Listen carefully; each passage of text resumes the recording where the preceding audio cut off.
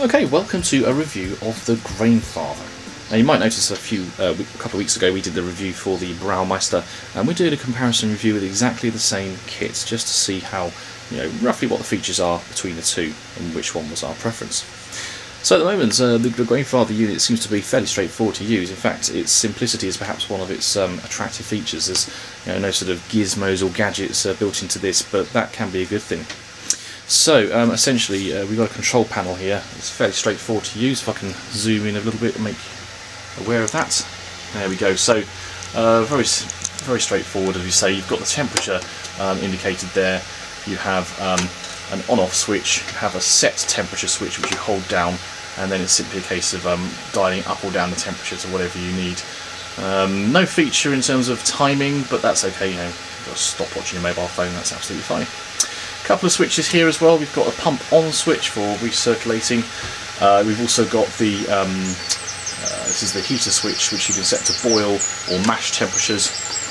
And at the very bottom there is another switch here which is set to mash or normal. That will kick in one or two heating elements depending on your preference there. So at the moment what we've got it set up to do is we are going to be heating up this to mash temperature. I've just overridden the mash switch actually, so it's actually going to boil ahead there, but just be careful if you do that, because it'll shoot above your set mash temperature. So in terms of the kit we're doing today, well, we are going to be doing the Timothy Taylor Landlord clone kit again, and this is very kindly provided for us to review by Brew UK, so do check out their full range of home brewing accessories and equipment. So that's brewuk.co.uk. So what do we get in our kit? Well, it's another one of these crafty brews ones which we quite like because of their simplicity again, and they've even given you the instructions there for following if you have a Brauermeister. We're just adapting it slightly for the Grainfather here. So what do you get? You get a kilogram of Maris Otter grain. You get 1.25 kilogram of Maris Otter mixed in with black malt as well. So there's our mixed in one black malt and the grain together.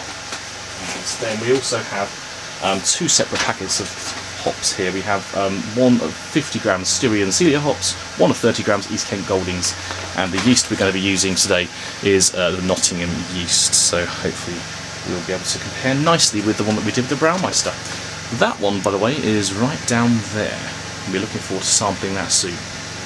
So we'll follow, we'll come back to this review when we've reached mash temperature and we're ready to put in the grains. Okay, welcome back. So we've reached our mash temperature of 66. We've put both switches now to set on mash, and we're ready to add the grain. So the first one to go in is the Maris Otter grain bag. Now it should be noted that at this point you can put a stopper into the overflow pipe to stop any grain going down the centre of that. Our demo model didn't have any of that, so we're just going to be really careful when we pull this bag in that it doesn't go down the centre, which could be a bit of an issue. I think what we'll do is I'll cut back when we've actually added the grain, because I want to just stop up that top bit, make sure nothing goes down there. So okay, welcome back. We did find a rubber stopper of some sort, so that seems to be doing the job nicely. But yeah, you're just rejoining us now. We've added the first bag. This is the second, slightly smaller bag with the mixed grains in. Just going to pause every third of a bag approximately, just to give it a stir. Make sure that all of the grains are exposed to the water there. We don't want any kind of dry clumps or patches. And it's starting to become the consistency of a sort of porridge, which is a good thing. And of course the smell is wonderful.